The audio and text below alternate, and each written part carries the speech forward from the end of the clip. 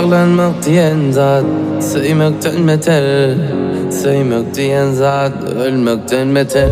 Ovadan zadını yesiken sen boşuna ümit yakan, uruşup kırlaşıp kavanıp gelmel etme yaşa. Sen sücücenden aşağı ayrılıp bilmen kaça, seni özüme dözümü ile döze yönetip görkem yaşa.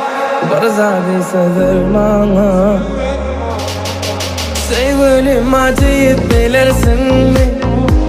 Ayda arkasına durup bilirsin mi? Kıyın günlerim yanımda yıkı koyman denedin, çekişip bilirsin mi? Sevgilim acıyıp bilirsin mi? Ayda arkasına durup bilirsin